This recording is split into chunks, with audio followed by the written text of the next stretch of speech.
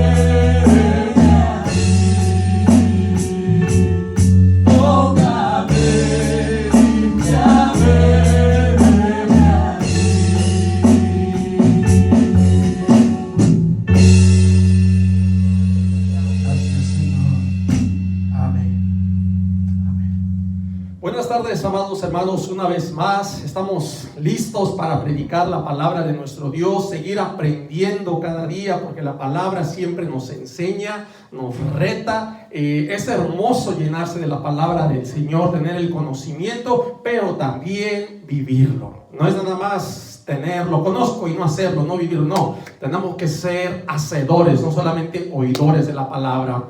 Dios nos los bendiga, amados hermanos, familia, amigos que nos visitan por este medio. Un saludo aquí del siervo Irving. Contento de que el Señor nos da un día más y nos da la oportunidad de predicar esta hermosa palabra, porque es de Él y lo que Él dice es verdad, y todo lo que Él dijo tiene su cumplimiento, se cumplirá. Aleluya. Vamos a orar, amados hermanos, y quiero compartir el tema. La tribulación nos purifica. La tribulación nos purifica. Vamos a orar y que sea el Señor dirigiéndonos en esta hora. Amantísimo Padre, te damos gracias, Dios, por tu amor, por tus misericordias, tus bondades, Señor. Eres grande, Señor, eres hermoso, eres lindo con nosotros, Padre, porque tú no nos pagas conforme a nuestros pecados. Siempre tu bondad y tu misericordia es grande, Señor. Eres grande en misericordia, eres lento para la ira, mi Señor. Te adoramos en esta hora. Háblanos, Señor, a través de tu palabra, que este mensaje caiga en buena tierra, mi Dios, para que pueda dar fruto agradable para ti. En el nombre de Jesús. Amén. Amén. Gracias, Señor, porque aquí estamos de pie ante ti. El tema de hoy se llama La tribulación nos purifica. Anteriormente ya había compartido un mensaje, el propósito de la tribulación. Todo lo que Dios hace tiene propósitos. Dios no hace cosas por hacer, amado hermano. Yo quiero que usted entienda, cuando estudiamos la Biblia y analizamos, meditamos y usamos teología en todos esos textos, nos damos cuenta que nuestro Dios es un Dios sabio, es un Dios de propósito, hermano. No hay nada que Dios no haya hecho. Yo siempre he meditado que Jesucristo ya era el plan de Dios. No fue una carta de Dios que se sacó de la manga porque el hombre cayó en pecado y wow, y todo el mundo decía, y los ángeles, ¿y qué vamos a hacer? Y como que no había una respuesta, como que no había una solución. Dios ya tenía la solución, porque nuestro Señor Jesucristo era el plan de Dios. Él ya estaba destinado, dice la palabra en Pedro, desde antes de la fundación del mundo. Quiere decir que Dios ya tenía el conocimiento de que el hombre iba a pecar, que el hombre iba a caer. Qué interesante, qué hermoso es nuestro Dios, que Dios siempre provee la solución. La tribulación nos purifica. Hermanos, cuando hablamos de la tribulación, la palabra griega encontramos klipsis. Klipsis significa aflicción, apretura, y también eso es plan de Dios. Uno dice, no, es que Dios no quiere. No, hermano, Dios permite y con propósito. La tribulación, hermanos, nos moldea. La tribulación nos santifica. La tribulación, hermanos, créame que ahí es a donde desarrollamos el carácter moral cristiano que debemos de tener. Y hermanos, estamos en un mundo donde la moral se ha perdido, donde los valores están cambiados, donde a lo malo llaman bueno y a lo bueno llaman malo. Qué interesante que también eso ya estaba escrito en la palabra del Señor. Dios ya lo sabe, Dios ya lo había dicho a su profeta, porque Dios es omnisciente. Él ya tenía ese conocimiento. La tribulación nos purifica. Está comprobado, amados hermanos, que cuando el hombre tiene aflicción y sufrimiento, desarrolla la paciencia. Fíjese que en Romanos 5:3 dice que la tribulación produce paciencia. Fíjate, interesante. Y en Santiago 1:3 dice, sabiendo que la prueba de vuestra fe, o sea, es una prueba.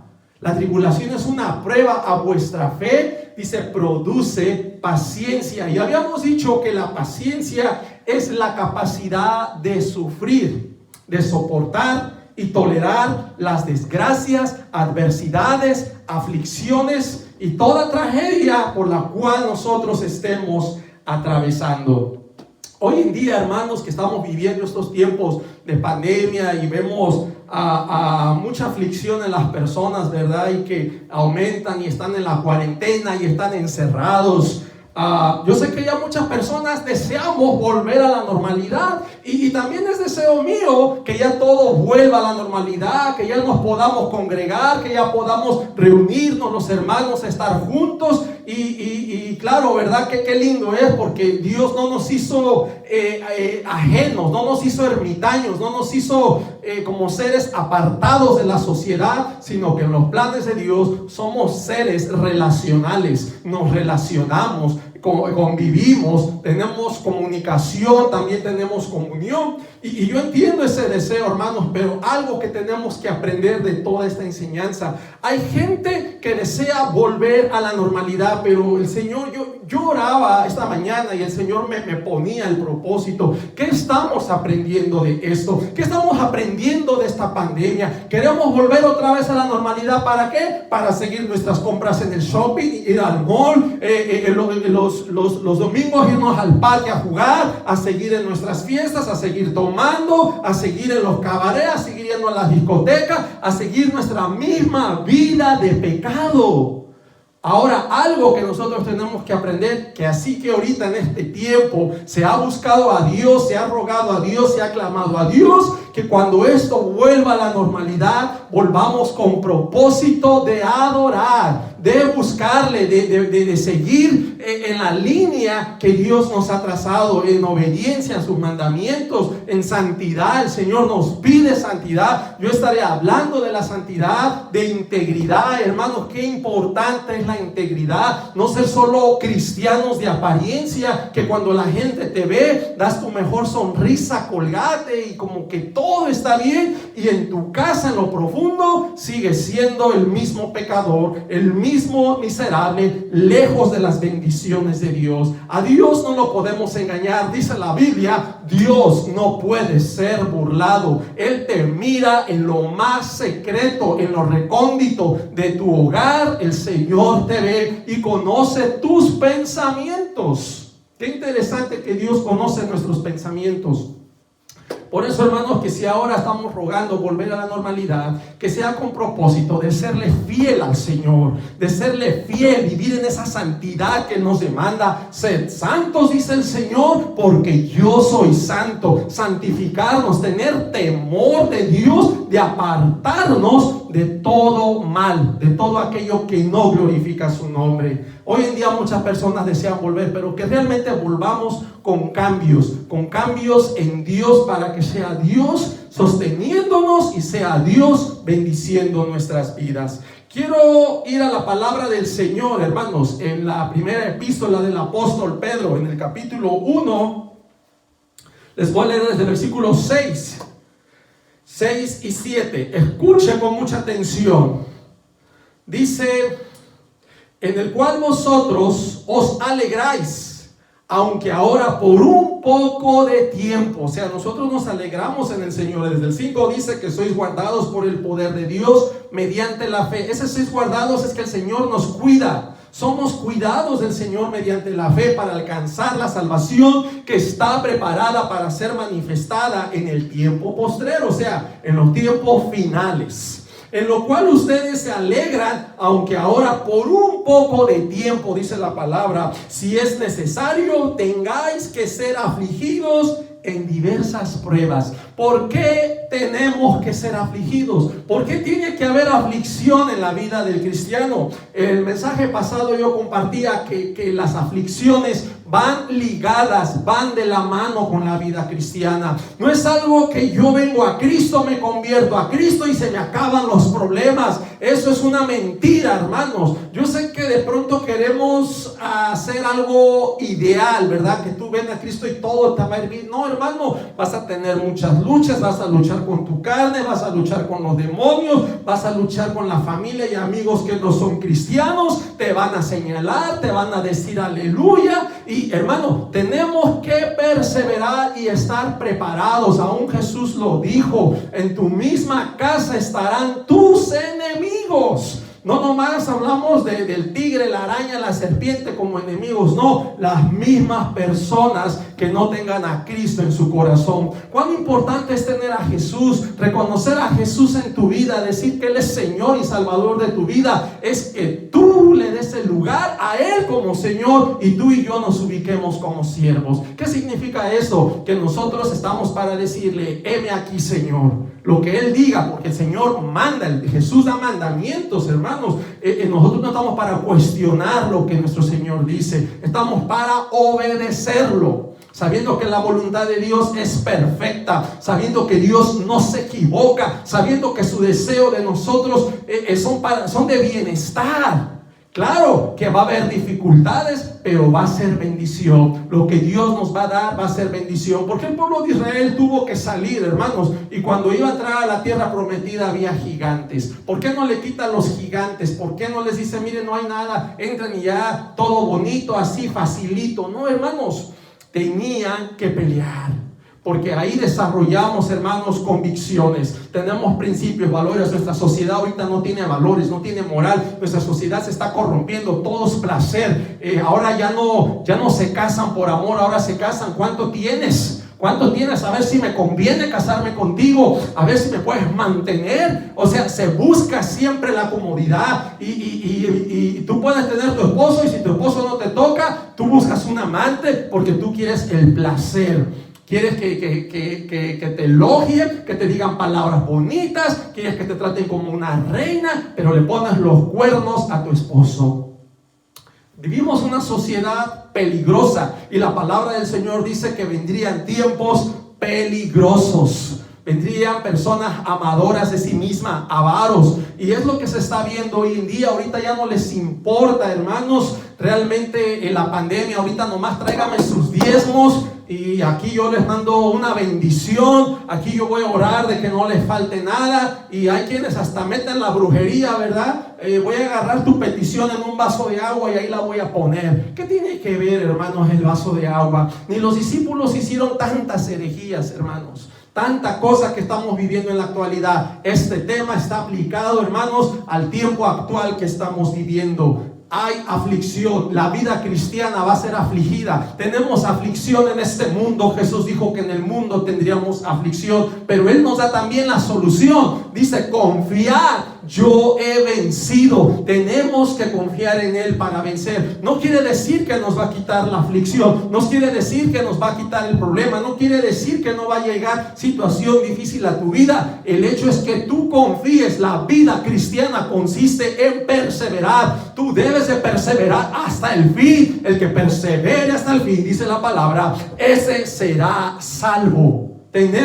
Tu trabajo y mi trabajo es perseverar. Van a haber muchas cosas. Dice el Salmo: caerán 1000 a tu diestra y 10,000, pero a ti no llegará. Y en eso estamos confiando, abrazando. Pero ¿sabes qué? Camina en la línea que Dios te ha trazado. No te salgas ni a diestra ni a siniestra, dice la palabra. Tú te sales del camino del Señor y viene calamidad a tu vida, viene aflicción a tu vida. Si de por sí, hermanos, como cristianos tenemos aflicción, y lo dice la palabra: si el justo con dificultad se salva, ¿dónde quedará el impío y el pecador? Hermano, hay dificultad en nuestra salvación. Estamos luchando día tras día, estamos orando, estamos rogando, estamos clamando, estamos perseverando, estamos viviendo en santidad, estamos en el temor de Dios, apartándonos de todo malo, de todo pecado, de toda iniquidad, porque queremos agradar a nuestro Dios y queremos ser santos para Él, porque su palabra dice que cuando venga Jesucristo, Él viene por una iglesia pura y sin mácula. Qué interesante, hermanos. Ahí tenemos la batalla, ahí tenemos la lucha de perseverar, de serle fieles al Señor. Una iglesia fiel que espera a su esposo. Qué lindo, hermanos, la figura que nos da la iglesia como la esposa del Cordero. Qué hermoso, hermanos. Me gusta mucho esa parte de Pedro. Dice: para que sometida a prueba vuestra fe, mucho más preciosa que el oro. O sea, nuestra fe más preciosa que el oro, el cual, aunque perecedero, el oro es perecedero, dice, se prueba con fuego. El oro se prueba con fuego, es probado, hermanos. Y si nuestra fe es más preciosa, que también es probada, dice, sea hallada en alabanza, gloria y honra cuando sea manifestado nuestro Señor Jesucristo. La versión, hermanos, Dios habla hoy, dice: por la fe de ustedes es como el oro, su calidad debe ser probada por medio del fuego. La fe que resiste la prueba vale mucho más que el oro, el cual se puede destruir. De manera que la fe de ustedes, al ser probada, merecerá aprobación y gloria y honor cuando Jesucristo aparezca. Me gusta como dicen versiones para entender la idea de este pasaje. La Biblia israelita Kadosh dice: hasta el oro es probado por el fuego para comprobar su pureza. El propósito de estas pruebas es para que la autenticidad de la confianza de ustedes sea juzgada digna de alabanza, gloria y honor cuando sea revelado Yahshua HaMashiach. Y la traducción lenguaje actual dice: la confianza que ustedes tienen en Dios se pone a prueba con los problemas. Si ustedes pasan la prueba, su confianza será más valiosa que el oro. Déjame decirte algo, amado hermano. El plan de Dios es y ha sido y será que seamos como su Hijo Jesucristo, parecernos más a Jesús. ¿Se acuerdan cuando el apóstol Pablo decía: sed imitadores de mí como yo de Cristo? Sed imitadores, imitar cada día la vida de nuestro Señor Jesucristo. Por excelencia, Él es nuestro modelo, hermanos. Nuestra mirada está en Jesús, no en el hombre. Los hombres fallan, hermanos, podemos caer. Cualquier hombre tiene sus tentaciones y claro, hay que estar fuertes para resistir, pero todos, hermanos, como seres humanos fallamos. El único que no te va a fallar es Dios, es nuestro Señor Jesucristo. Él ya fue tentado, hermanos, Él entiende, porque Él ya fue probado, hermanos, y Él entiende lo que nosotros estamos pasando. Él está para socorrernos, Él está sentado a la diestra del Padre, dice la palabra, intercediendo por nosotros. Qué lindo nuestro Señor, Él no nos ha dejado. Vea lo que dice Efesios 4:13 en la Biblia de las Américas, para que seamos más como Jesucristo, ¿verdad? Dice: hasta que todos lleguemos. ¿A dónde? Hasta que todos lleguemos. Yo veo tres cosas aquí. Número uno, a la unidad de la fe y del conocimiento pleno de Dios. Esa fe es la confianza. Lleguemos a esa confianza y del conocimiento. O sea, conozcamos de nuestro Señor, que solo en Él está esa salvación. Mucha gente anda buscando por caminos cerrados la salvación. Oh, es que yo me porto bien, yo no necesito ir allá. Yo mientras yo me porto bien, yo soy un santo.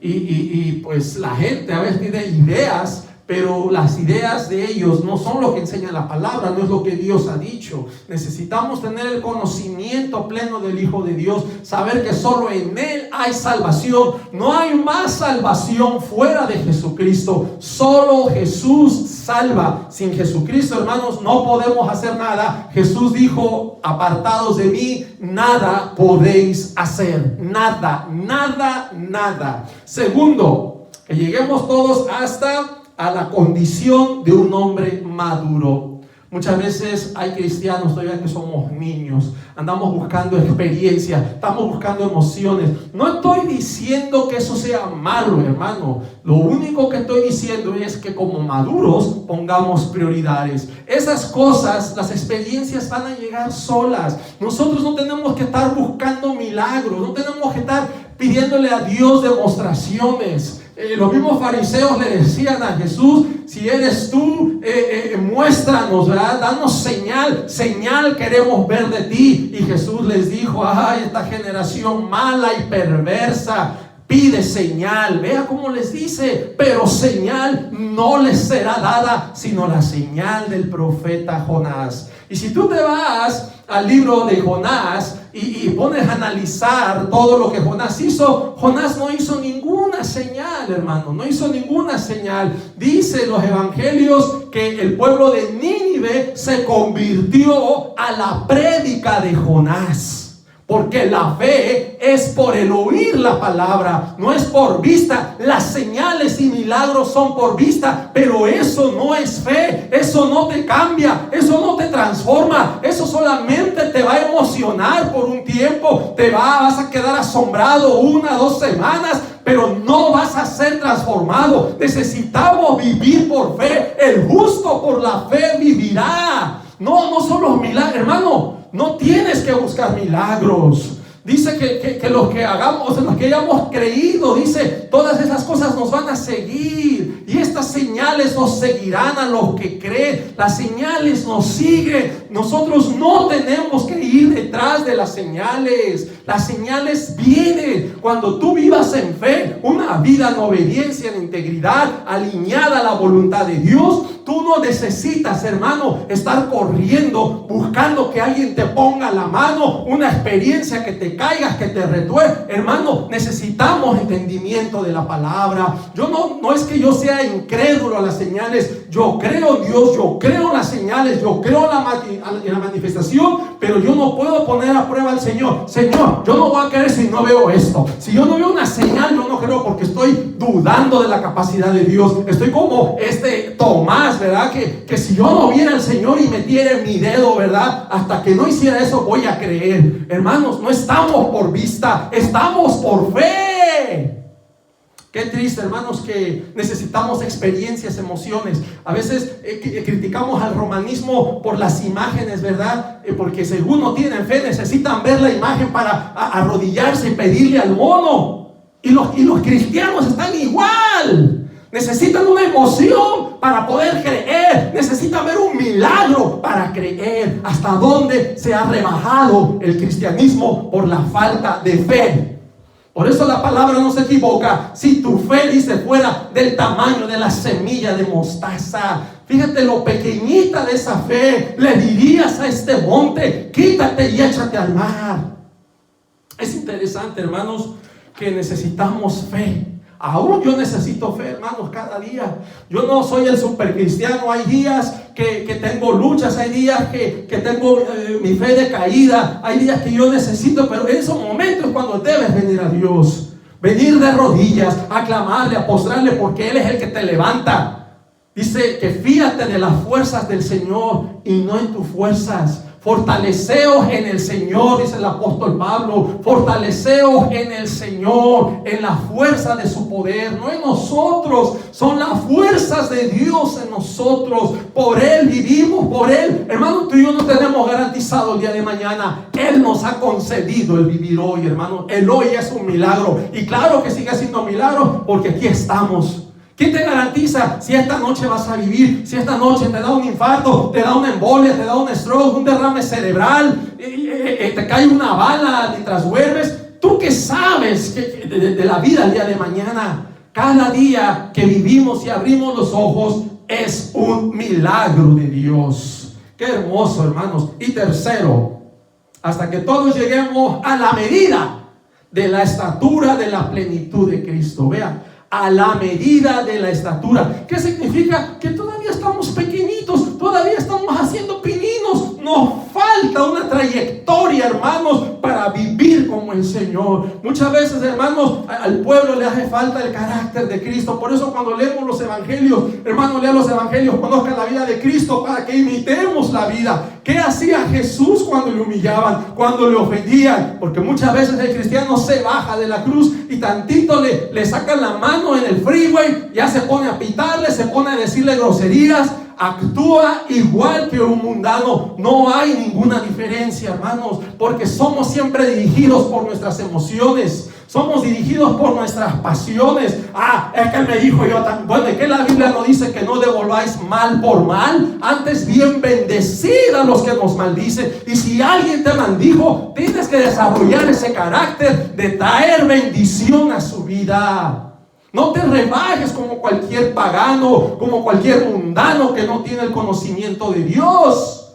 Tienes que vivir en fe y vivir como vivió Jesucristo. Él es nuestro ejemplo a seguir. Él es, no pongas tu mirada en mí, yo te voy a fallar, me vas a ver defectos, me vas a ver muchos errores, te vas a desanimar, pero tu mirada no debe estar en el hombre, sino en Jesucristo, el que murió y resucitó, el que pagó nuestra salvación con su vida, y solo por la fe en Él tenemos garantizada la vida eterna. Qué hermoso es nuestro Señor. Amado hermano, déjame decirte algo. En los tiempos de aflicción, en los tiempos de angustia, es para que aprendamos a depender más de Dios. Hermanos, en la tribulación nos debe hacer rogar, nos debe hacer clamar, nos debe hacer orar, nos debe hacer adorar, nos debe hacer humillarnos ante Dios, hermanos, reconociendo que Él es el que nos libra y el que nos sostiene, hermanos. No tomar una actitud como alguien que no conoce de Dios. No se trata de que en la prueba o en la tribulación yo reniegue de Dios, yo contienda con Dios, yo cuestione a Dios, yo critique a Dios, yo le empiezo a exigir cuentas a Dios del por qué lo está haciendo así, como que Dios no hace las cosas bien. A ver, Señor, ¿y por qué esto? ¿Y por qué lo hiciste así? O sea, ahora Dios me tiene que pedir permiso. Dios te tiene que pedir permiso. Hay una equivocación pensando que Dios nos tiene que dar cuentas. No, hermanos, Dios no te va a dar algo, nosotros le vamos a dar cuentas a Él. Él es Dios. Él no es tu criado, Él no es tu hermano, que le vas a gritar, le vas a ordenar. No, hermano, a Dios hay que honrarlo, a Dios hay que humillarnos, a Dios hay que pedirle, hermanos. Y aún nuestro tiempo de vida en este mundo tenemos que estar con temor y temblor en todo nuestro peregrinaje aquí en esta tierra. Tenemos que desarrollar ese carácter. Yo le pido a Dios seguir viviendo en ese temor y temblor, hermanos. Es necesario, hermanos, que si el Señor nos pasa tribulación, es por algo, es con propósito de crecer, de depender, de confiar, de desarrollar un carácter moral semejante al de Cristo. Vea, vamos al libro de Daniel. Daniel en el capítulo 11, en el versículo 35, hermanos. En la visión que se le fue dada a Daniel, se le fue revelada en el tiempo de esa tribulación, en el capítulo 11, usted lo puede leer con calma, ¿verdad? Dice que quitarán el continuo sacrificio y pondrán la abominación desoladora. Eso lo dijo Jesús en Mateo 24, hablando de la abominación desoladora cuando sea puesta en el lugar santo, hermanos, en el lugar donde el pueblo, hermanos, era el templo. Y Pablo lo menciona después en Tesalonicenses, ¿verdad? Que se sentará en el templo de Dios como Dios, haciéndose pasar por Dios. Dice en el versículo 35, Daniel 11:35, también dice: algunos de los sabios caerán para ser depurados. Vea el propósito, vea el propósito. ¿Por qué van a caer? ¿Por qué van a caer? Dice, y algunos de los sabios caerán. Algunas versiones dicen los entendidos, creo es la Biblia de las Américas, ¿sí? Biblia de las Américas dice, algunos de los entendidos, de los sabios caerán. Dice, ahí está el propósito. ¿Para qué van a caer? Para ser depurados y limpiados y emblanquecidos hasta el tiempo determinado, porque aún para esto hay un plazo. Hay un plazo establecido por Dios. Qué interesante, hermanos, que van a ser depurados. ¿Qué significa la palabra depurar? La palabra depurar dice que el origen de la palabra depurar proviene del latín depurare y de purus, que significa puro. En pocas palabras, es limpiar impurezas, es quitar lo malo, lo extraño, lo que no sirve para dejarlo puro. Es limpiar y purificar las impurezas, en pocas palabras. Eso es depurar. El propósito en la tribulación va a ser depurar, limpiarnos. Recuerda que el Señor nos prepara. Él viene por una iglesia pura, dice, limpia y sin mancha, sin mácula. Él viene. ¿Y cómo está la iglesia ahorita? En apostasía, renegando. Algunos ya han dejado la fe, dudando, con miedo, con temor. Necesitamos fortalecernos en el Señor. Necesitamos venir a esta palabra, esta bendita palabra que es la instrucción para nuestras vidas. Necesitamos la dirección de Dios. Claro, por su Santo Espíritu. Sujétate, sométete, sometámonos a la dirección del Espíritu Santo. Vean lo que dice Daniel 12:10. Dice, muchos serán limpios. También está hablando en ese tiempo de la tribulación. Muchos serán limpios y emblanquecidos y purificados. Y hace aquí un contraste entre los impíos. Los impíos procederán impíamente, ellos seguirán siendo impíos, y ninguno de los impíos entenderá. Ellos no pueden entender la instrucción de Dios, no carecen del Espíritu Santo, y el mismo Espíritu, hermano, nos enseña, nos revela, nos ilumina, nos dirige. Hay propósito en el Espíritu Santo.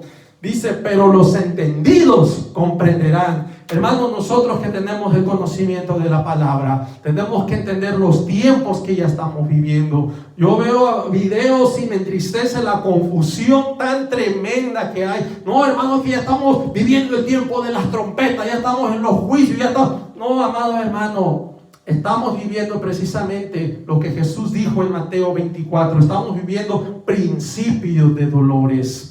Y lo que se viene para este mundo, de acuerdo a la palabra, va a ser ese tiempo de prueba que dice Apocalipsis 3. Por cuanto has guardado mi palabra, también yo te guardaré de la hora de la prueba. Si usted te baja al griego o en otras versiones, dice también yo te cuidaré. En ningún momento va a sacar. Dice te guardaré, te cuidaré. Hermanos, Dios en ningún momento quitó a Noé. Noé estuvo en la tempestad, no estuvo en ese juicio de Dios, pero fue cuidado por Dios, fue guardado por Dios. Él dice, y su familia, 8 personas en total. Pero el tiempo de la tribulación es un tiempo de purificación, de santificarnos, de ser limpiados, de ser emblanquecidos. Nos preparamos para cuando venga el esposo, que encuentre una iglesia pura y sin mancha. Hay gente que vive en pecado, hay gente que vive lejos de la voluntad de Dios, hay gente que no es íntegra, no es recta delante de Dios, hay gente maliciosa, hay gente con malos pensamientos que se dicen cristianos y así con una facilidad quieren irse cuando no vivimos en la voluntad de Dios. Esto es serio, hermanos. La vida cristiana, yo sé que no es fácil de vivirla. No es fácil. Si la Biblia dice que el justo con dificultad, hay dificultad, pero podemos vivirla con la ayuda del Espíritu Santo, hermanos. La vida cristiana es una vida de lucha. A mí no me gusta hablar cosas bonitas y superficiales y solamente ser un motivador. Yo no quiero motivarte, yo quiero decirte la verdad, porque nuestro trabajo es creer y perseverar. ¿Qué Dios dijo y qué es lo que Dios no dijo? Dios no dice que portándote bien vas a tener la salvación. No, la fe, el justo por la fe. Y esa fe da obras. Una fe sin obras es una fe muerta. Las obras son el resultado de esta fe. Tenemos que vivir una fe viva, no una fe muerta, hermanos. Es importante entender el plan de Dios y lo que Él dijo. Me gusta esa parte donde dice en Daniel 11:35, hay un plazo. Hermanos, la tribulación tiene un plazo. El tiempo de angustia de Jacob tiene un plazo. Sabemos que a la luz de la Biblia se mencionan los 3 años y medio de la última semana, de la semana 70. La mitad de la semana son los 3 años y medio. ¿Y por qué lo sabemos? Porque Daniel 7:25 lo dice, que serán entregados en su mano hasta tiempos y medio tiempo. Un tiempo equivale a la interpretación a 1 año. Tiempos es plural, equivale a 2 años. Y medio tiempo tenemos los 3 años y medio. En Apocalipsis 13:5, aún Satanás, yo quiero que entiendan esto, amado hermano, en cuanto a lo que es Satanás. Satanás tiene poder, pero es un poder limitado. Es un poder que Dios le ha concedido. Él no es más poderoso que Dios. La Biblia dice que el que está en nosotros es más poderoso que el que está en el mundo. Entendamos que Satanás no hace nada sin el permiso de Dios. Dice que se le dio autoridad para actuar 42 meses. Ese que se le dio autoridad es que se le da el permiso para que él actúe. Satanás no obra por obrar porque él quiera. a ver, ¿por qué no tocaba a Job si le traía ganas? No, hasta que Dios le da el permiso. Él mismo reconoce que Job estaba bendecido por Dios. Él mismo le dice a Dios: ha cercado a Job y a toda su casa de bendición. Había un cerco cuando vivimos en esa integridad, cuando somos temerosos de Dios, cuando somos perfectos delante de Dios, y hablando en la capacidad, en la cualidad moral. Qué hermoso, hermanos, que la palabra del Señor nos enseña mucho en cuanto a esto. El ser atribulados, hermanos, déjame decirte esto, nos conduce a la salvación. Según a los Corintios 1:6, el apóstol Pablo dice: pero si somos atribulados, vea, el mismo apóstol Pablo está diciendo, si somos atribulados es para nuestra consolación y salvación. O si somos consolados es para vuestra consolación y salvación, la cual, dice, se opera en el sufrir. Vea qué interesante, medita, se opera en el sufrir. ¿Por qué no dijo se opera solo en fe y el sufrimiento se quita? No, se opera en el sufrir. Porque ¿cómo va a ser alguien consolado si no ha sufrido? La persona que ha sufrido es la que necesita la consolación.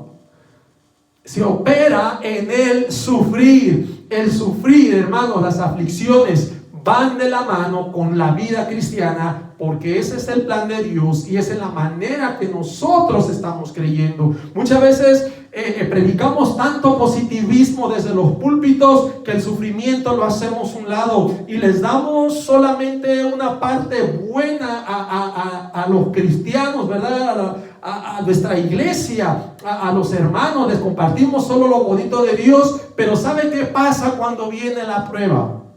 Le va a pasar como aquel hombre que se cimentó sobre la arena, porque ahí lo está diciendo: va a venir la prueba, va a venir la lluvia, va a venir la tempestad. Y dice que cuando llegó sobre aquel que estaba sobre la arena, dice que hubo grande ruina, dice la palabra de Dios.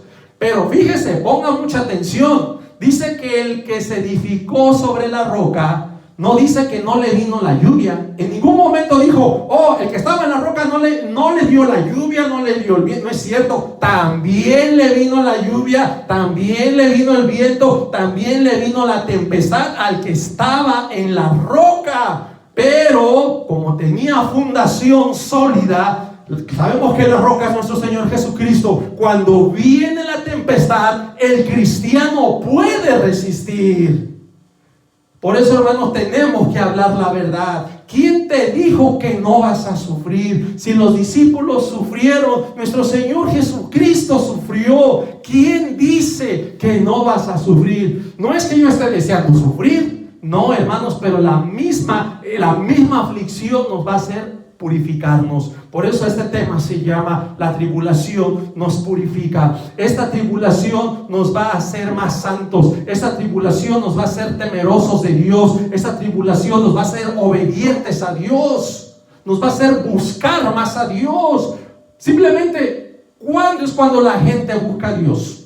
¿Cuándo es cuando la gente se acerca a Dios? Cuando hay ataques terroristas, cuando hay terremotos, cuando hay calamidades como esta pandemia, es cuando la gente se acuerda de Dios y comienza a clamar a Dios. Cuando no hay nada de aflicción, el mundo vive como quiere. Ay, tenemos una paz, vámonos al río, vámonos al parque, vámonos a jugar, vámonos para allá, vamos. Pero ¿en qué lugar has dejado a Dios? Muchas veces dejamos a Dios fuera. Hacemos nuestros planes y nos olvidamos que Él es dueño también de nuestro tiempo. Por eso en Santiago dice: si Dios quiere, haremos aquello. Haremos, iremos, vendremos, saldremos de vacaciones. Pero primero Dios, si Dios quiere, si Dios nos concede. Y a veces, hermanos, nosotros planeamos y hacemos nuestras actividades, nuestros planes, nuestro schedule, pensando que tenemos garantizado el día de mañana. Gracias a Dios lo concede, gracias a Él que lo concede. Pero es hora de reconocer que tu vida y mi vida están en las manos de Dios, y que Él es el dueño del tiempo de nuestra estancia en esta tierra, porque tú y yo no sabemos cuándo el Señor nos va a llamar a su presencia. Tenemos que entender, hay que poner los pies en la tierra y cimentarnos en esa roca. El que se cimentó en la roca como el que se cimentó en la arena, los dos tuvieron aflicción, los dos tuvieron tempestad, a los dos les vino la lluvia, a los dos les pegó el viento, pero el que estuvo en la roca pudo resistir. Así es la vida del creyente. Tenemos que cimentarnos en la roca que es Cristo, y eso no significa que no van a venir problemas a tu vida. Vas a tener muchos problemas, pero también confiando que de todas el Señor nos va a librar. El Señor nos va a librar. Seamos fieles. Si el Señor quiere que pasemos, hermano, va a ser su voluntad. Y si el Señor los libra, gloria a Dios, porque es su voluntad. Bendito sea nuestro Señor. Dice que el ser atribulados, que es para nuestra salvación, ¿verdad? La cual se opera en el sufrir, que son las mismas aflicciones que nosotros también padecemos. El mismo apóstol Pablo está compartiendo a los de Corintios las aflicciones que él había pasado. Dios en su sabiduría, amado hermano, nos da y permite la tribulación para quebrantarnos, porque a veces somos bien egoístas, a veces somos bien orgullosos, bien altivos y soberbios, que hermanos, Dios necesita agarrar un alfiler y poncharnos la burbuja, el globo en el cual nosotros nos sentimos grandes. Porque ese es uno de los defectos de la humanidad, el orgullo, querer ser más que otro. Tú ves que tu vecino tiene casa nueva, yo también quiero casa nueva. Ves que tu vecino ya se compró carro nuevo, ahorita otro carro nuevo. Ves que ya tiene una lancha y va a comprar otra más grande para que, y como que están en competencias, mucha gente vive de apariencia. ¿Y sabes qué es lo triste?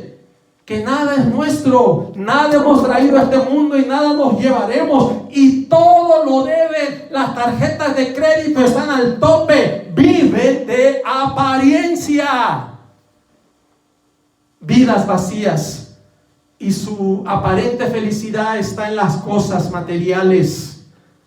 Tenemos que desechar el mundo, hermanos, y saber vivir, como decía el apóstol Pablo, sé vivir en la riqueza, sé vivir en la escasez, en la pobreza. Él estaba preparado a tener y a no tener, a pasar hambres. Vea, ahora cuántos de los predicadores, no, eso es maldición, eso es maldición. Ahora pasar hambres es maldición, y Pablo pasó hambre, los discípulos, los apóstoles pasaron también dificultades, pero ahora es maldición. No, es que el siervo de Dios no debe sufrir. ¿Y por qué Pablo sufrió?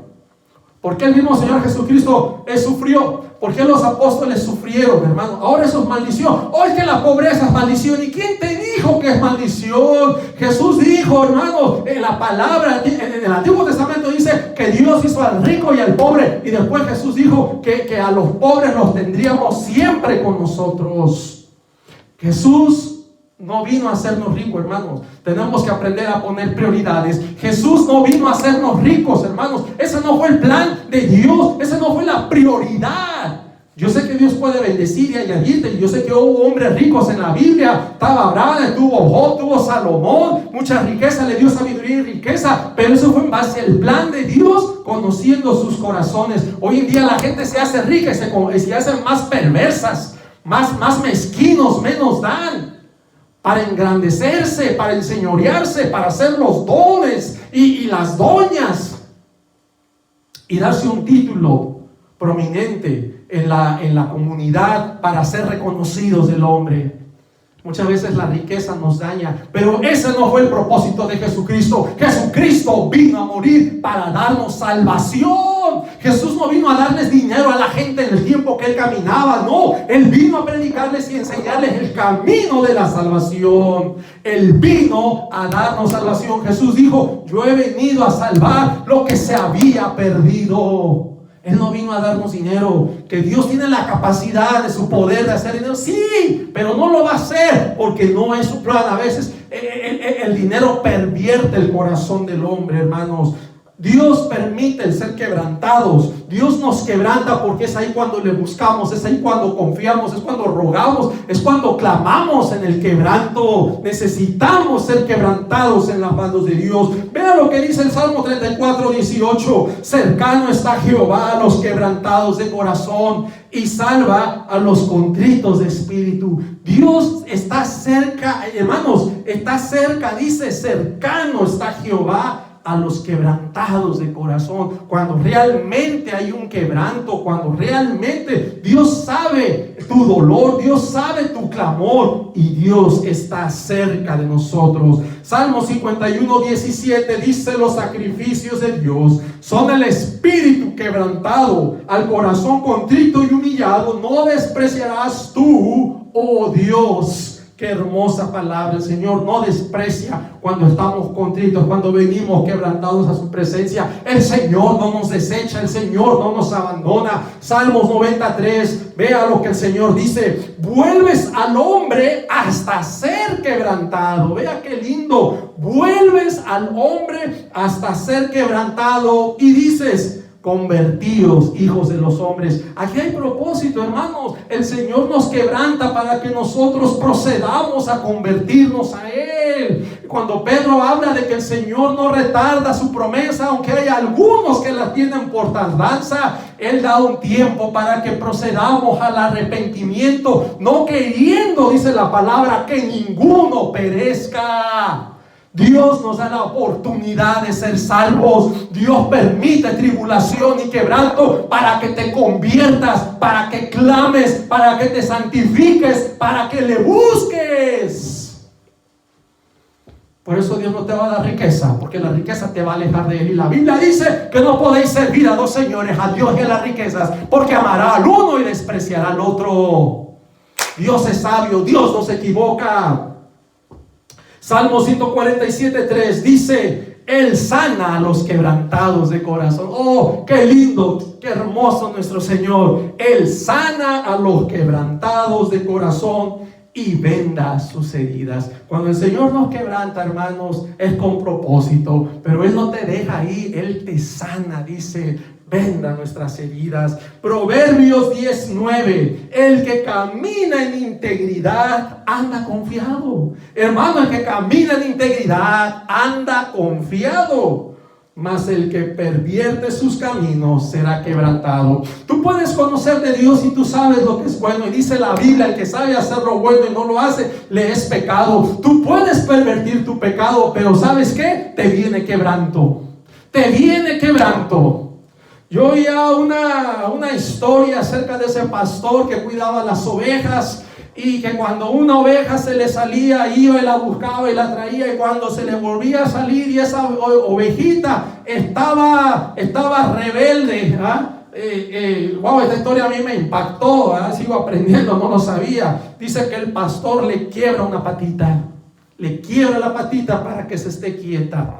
Dios hace eso. Dios nos quebranta para que estemos quietos, para que hagamos su voluntad y no nos descarriemos del camino que Él nos ha trazado. Tenemos que vivir en obediencia. A veces estamos jugando a la iglesita, jugamos al cristianito como que todo está bien, y yo te declaro, y yo te decreto, y yo te digo, y puros buenos sentimientos. La pregunta: ¿vives en obediencia? ¿Vives agradando a Dios? Estás en tu pecado, pero te la pasas declarando cosas positivas. Dios no obra así, amado hermano. Ven en obediencia. Enciérrate en tu cuarto, como dice la palabra de Dios, en lo íntimo. No te luzcas enfrente de la gente para estar como los fariseos, que te paras en las esquinas y oras y extiendes tus flecos, tu manto, para ser vistos, dice el Señor. De cierto, ya tienes su recompensa, pero si tú lo haces en lo secreto, el Señor te recompensará en público. No tienes que tocar trompeta para que la gente vea. Ay, estoy ayunando, y pones tu carita triste para que la gente te dé tu palmadita. Ay, sí, pobrecito, está ayudando. Ay, no, hermano, si tú ayunas, enciérrate, lávate tu cara y que nadie sepa, solamente tu Padre que ve en lo secreto.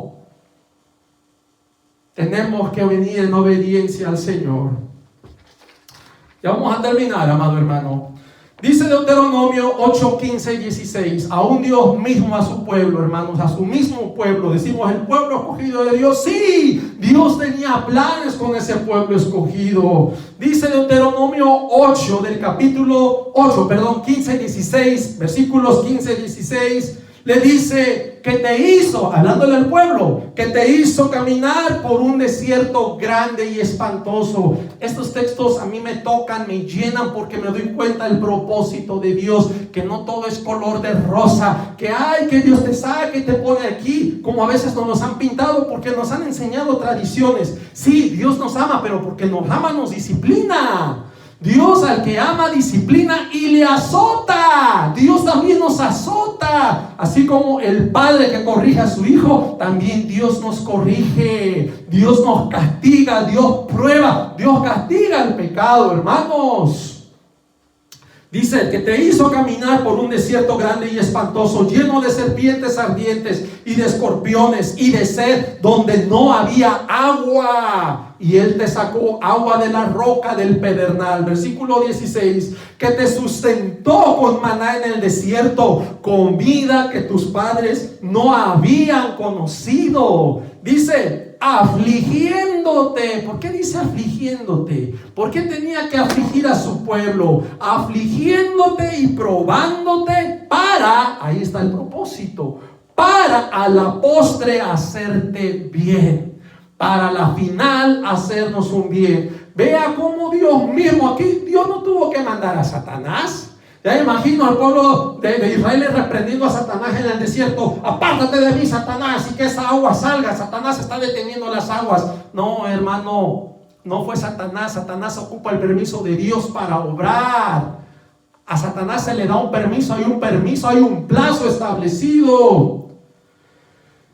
Dios aflige a su pueblo y lo prueba, pero ahí está el propósito, para hacernos un bien. Dios en la tribulación le va a hacer un bien a su iglesia, porque ha caído en un conformismo, ha caído en un sedentarismo, ha caído en un pasivismo, cuando la iglesia debe estar activa, orando, clamando. Y fíjese, hermano, la oración no es nada más los domingos, no es nada más el miércoles, no es el sábado a las 5 de la mañana. Hay iglesias como que compiten. No, nosotros desde las 4 estamos orando.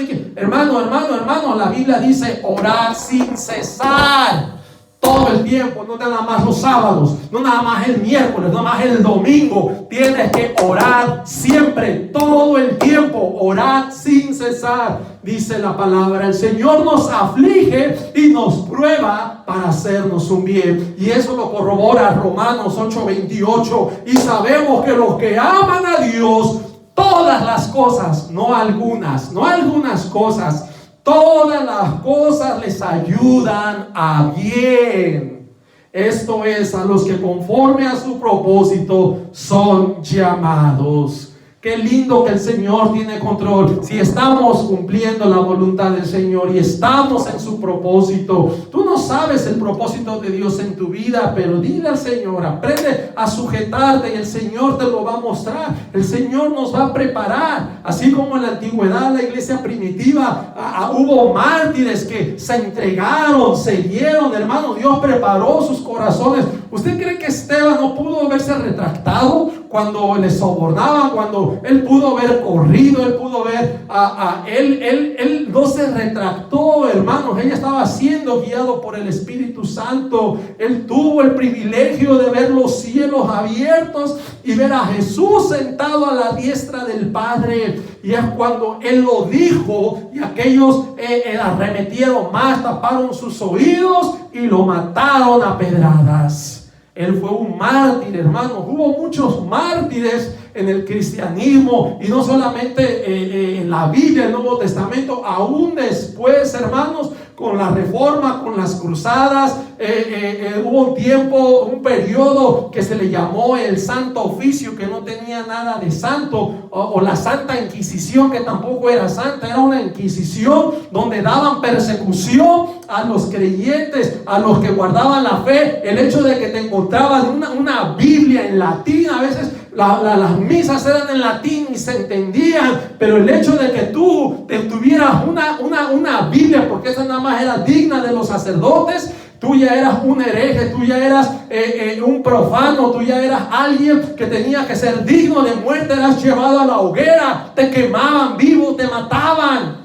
Tanta ignorancia y tanta persecución que hubo contra los verdaderos santos del Señor que guardaban la fe y dieron su vida. Y Jesús dice que todo aquel que quiera salvar su vida la va a perder, pero el que la pierda por causa de Él y del Evangelio, ese la salvará. Termino, amado hermano, conclusión. Quiero terminar con Apocalipsis. Apocalipsis en el capítulo 9. Siempre me ha gustado este libro. Muy leído, más o menos medio mal predicado. A veces los mensajes los tuercen. Hay un grupo que se llaman los preteristas, que dicen que todo esto del Apocalipsis ya aconteció, ya pasó, y eso pues ya no tiene alguna validez, algo que se va a cumplir. Y qué tristeza por ellos, por la mala interpretación que se le está dando a este libro, hermanos, porque este libro nos está hablando de la victoria futura de todos aquellos que hemos perseverado, hermanos. Va a haber personas que van a ser decapitadas por su fe, van a morir porque guardaron el testimonio de Jesús. Tenemos que permanecer en Dios y Él nos va a dar el valor para entregar este cuerpo. Hermanos, el alma no pueden matar. Matarán tu cuerpo, te van a decapitar, pero tu alma, hermanos, se va con el Señor. Tu alma es salvada. Por eso dice el Señor que aquel quiera salvar su vida, este cuerpo, la va a perder. Pero si tú mueres por causa de Él, tú vas a salvar tu alma. Dice Apocalipsis 9, usted puede leerlo, este pasaje, Apocalipsis, con calma, del 12 al 21, y estamos hablando del sexto ángel que tocó la trompeta. Fíjese que estaré trayendo un estudio los próximos domingos, ¿verdad? Hablaremos de los sellos, el propósito, las trompetas, hablaremos de la final trompeta, porque ahí está un misterio que el apóstol Pablo dijo: a la final trompeta, cuando suene la final trompeta, dice, porque se tocará la trompeta y los muertos en Cristo resucitarán primero, y luego nosotros, los que hayamos quedado, seremos transformados. Hay un misterio en esa final trompeta, y después que la iglesia ha sido arrebatada en la final trompeta, vienen las copas de la ira. La iglesia ya no está en la ira. La Biblia dice que Jesús vino a librarnos de la condenación y de la ira venidera. Hay dos cosas por las cuales somos librados por Jesús. Medite, interprete la condenación y la ira venidera. En la ira venidera comienza con las copas de la ira. Ahí la iglesia ya no está, hermanos. Las copas de la ira, la iglesia, dice el apóstol Pablo en Tesalonicenses, porque Dios no nos ha puesto, dice, para ira, sino para salvación. Lo dice en Tesalonicenses. Dios no nos ha puesto para ira, sino para salvación.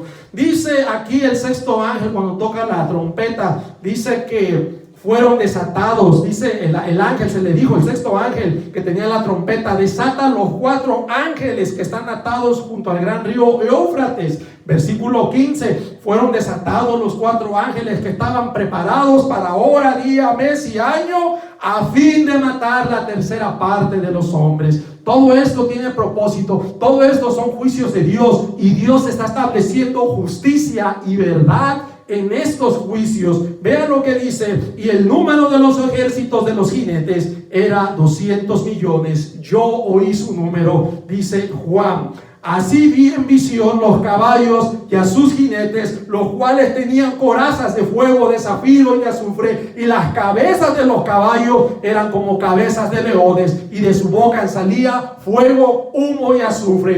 Por estas 3 plagas fue muerta la tercera parte de los hombres, por el fuego, el humo y el azufre que salían de su boca. Pues el poder de los caballos estaba en su boca y en sus colas, porque sus colas, semejantes a serpientes, tenían cabezas, y con ellos dañaba. Pero lo que me intriga, hermanos, lo que me intriga, todavía Dios da la oportunidad, antes de que suene la final trompeta, de que los hombres se arrepientan. Dice el versículo 20: y los otros hombres que no fueron muertos con estas plagas, ni aún así se arrepienten arrepintieron de las obras de sus manos, ni dejaron de adorar a los demonios y a las imágenes de oro, plata, de bronce, de piedra y de madera, las cuales no pueden ver, ni oír, ni andar. Y no se arrepintieron de sus homicidios, ni de sus hechicerías, ni de su fornicación, ni de sus hurtos. ¿Qué es lo que estamos viendo? Estamos viendo el carácter postrero de los hombres, que ni aún mirando, hermanos, el juicio ha venido de Dios, no tuvieron que arrepentirse, no se arrepintieron, siguieron en su maldad. Caramba, si están viendo que es este juicio, que la gente está muriendo por esas plagas, era para que se hubieran humillado, ellos eran para que hubieran clamado, era para que se hubieran vuelto al Dios verdadero, pedir su misericordia y su compasión, porque Dios es un Dios compasivo que perdona nuestra maldad y el pecado. Satanás ha querido engañar a las personas como diciendo: Dios no te va a perdonar. Hay gente que dice: es verdad, Dios ya no me va a perdonar, yo fui un criminal, un asesino, mi pecado no tiene perdón. Hermano, el Señor perdonó a los que los crucificaron junto con ellos, y cuando iban a la cruz era la pena de muerte, era un castigo de los romanos.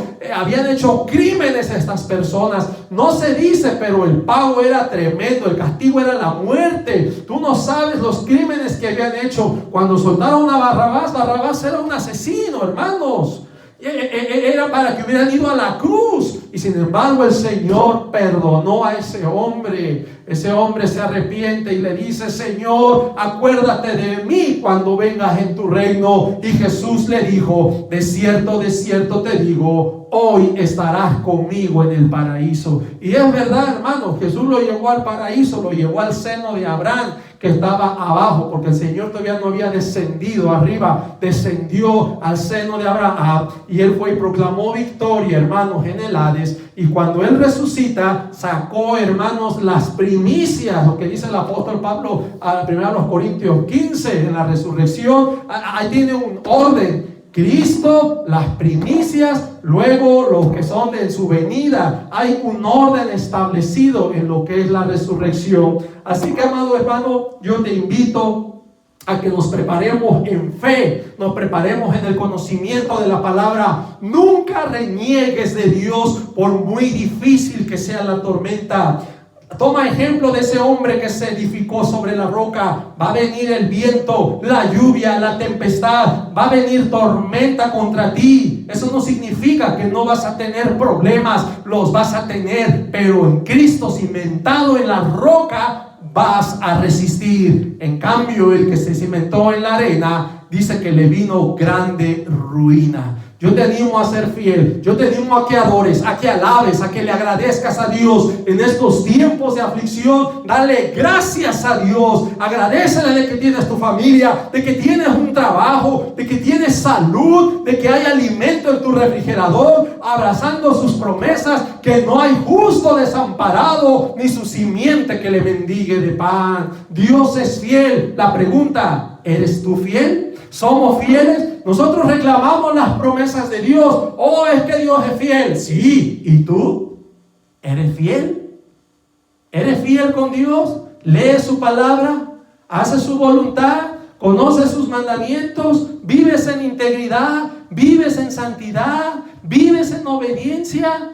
¿Ayudas al prójimo? ¿Amas a tus enemigos? Es fácil hablar la palabra, pero cuando tenemos que vivirla, cuando el Señor dice: ama a tus enemigos, ay, hermano, yo sufrí con esa parte. Yo se los digo, yo sufrí porque yo a mi enemigo le quería torcer, así como los pollos, la cabeza, hermano, porque nos da coraje. Estamos en la carne, en esta cochina carne que uno quiere, hermano. Cuesta. Necesitamos la ayuda del Espíritu Santo para perdonar a aquellos que nos han ofendido. Y cuando el Señor te dice: perdónalos, perdónalos, yo entendí que el Señor lo decía para hacerme un bien, porque a veces el odio, el dolor, hermanos, el coraje que yo tenía, que nomás de verlo hasta mi estómago se revolvía, mi hiel, soltaba mucha hiel, estaba con la boca olorosa, me olía mal del coraje, de la bilis, de ver a mi enemigo. Y cuando el Señor te dice perdónalo, hazlo release, suéltalo,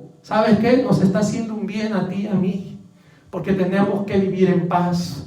No te está diciendo perdónalo para que vayas y ay, te voy a abrazar, enemigo, y besitos, y no, hermano, ora por tu... Tal vez las cosas ya no van a ser igual. Tal vez ese enemigo, hermano, te ofendió, tal vez se perdió la confianza, tal vez ya no se van a sentar como antes. Pero no guardes ya ese dolor en tu corazón. Perdónalo, bendícelo, ora por él. Es lo que ahora yo hago, porque sí tengo enemigos. Todos tenemos enemigos. Yo los bendigo. Señor, bendícelos, Padre. Señor, toca sus corazones, sigue obrando en ellos. No te olvides de mí, Señor. Y cada vez que los veo, ahora oro por ellos. Pido bendición para ellos, porque esto agrada al Señor. Jesús dijo que si uno no perdona a sus enemigos, tampoco vuestro Padre que está en los cielos tampoco os perdonará. Y a mí sí me interesa el perdón de Dios. ¿Cómo puedo venir yo a orar, a adorar a Dios cuando sé que alguien tiene contra mí? La Biblia ha sido clara, dice que si te acuerdas, vienes a traer tu ofrenda, y si te acuerdas que tu hermano tiene contra ti, ni el Señor recibe tu ofrenda. Te dice, déjala, ahí déjala, vaya y reconcíliese, y después viene y la ofrece. Ni Dios recibe tu ofrenda. Vaya y reconcíliese y luego la ofreces. No vamos a jugar al cristianito, a hacerle al hipócrita aquí en el altar con mis manos levantadas y te adoro, Señor, y te adoro, y todo bonito aquí, cuando tengo odio en mi corazón contra mi hermano. Qué tremendo los valores de la Biblia, porque el Señor Jesús los elevó estos valores. Ahora no necesito matarlo físicamente. La Biblia dice en Primera de Juan que si tan solo, hermano, yo odio, el que aborrece a su hermano es un homicida. El que aborrece a su hermano es un homicida. Ora por tu hermano, reconcíliate, pide perdón, y como dice su palabra en Romanos, en lo que dependa de nosotros, estad en paz los unos con los otros. A paz nos llamó Dios, amado hermano. Busquemos la paz de Cristo, que sobrepasa todo entendimiento. Vamos a inclinar nuestros rostros y vamos a orar. Te doy gracias, Padre, por este hermoso mensaje. Te doy gracias por tu palabra. Te doy gracias porque has hablado primeramente a mi vida, Señor. He aprendido los retos que tenemos en este mundo, y que esta tribulación y que toda aflicción va a purificar, Señor, nuestra vida, porque queremos agradarte, queremos hacer tu voluntad, queremos sujetarnos a ti, Señor. Queremos desechar toda impiedad, toda raíz de amargura, todo odio. Señor, tú nos pides vidas limpias, vidas transparentes. A ti no te podemos engañar, Señor. Podemos hablar muy bonito desde el púlpito, pero, Señor, tener una vida sucia, Señor, una vida que no es de tu agrado. Perdona nuestros pecados y ayúdanos a caminar en ti. Padre mío, yo te pido bendición para todo aquel que mira este mensaje a través de este video. Ayúdale también a caminar esa vida que tú has prometido, que esta fe en Jesucristo es la que nos conduce a la vida eterna, y que solo en Él tenemos la salvación. Dice en Hechos 4:12, porque no hay otro nombre bajo el cielo dado a los hombres en que podamos ser salvos, sino solamente en el poderoso nombre de Jesús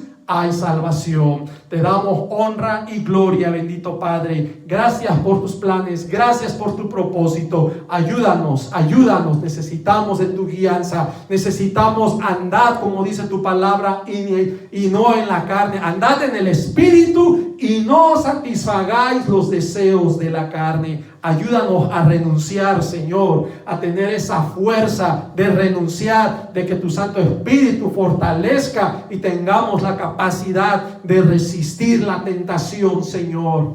Ayúdanos, Padre, queremos agradarte, en el precioso nombre de tu Hijo amado, Cristo Jesús. Amén. Amén. Que Dios nos los bendiga, amados hermanos. Bendiciones, y adelante, la mirada en Jesús nuestro Señor.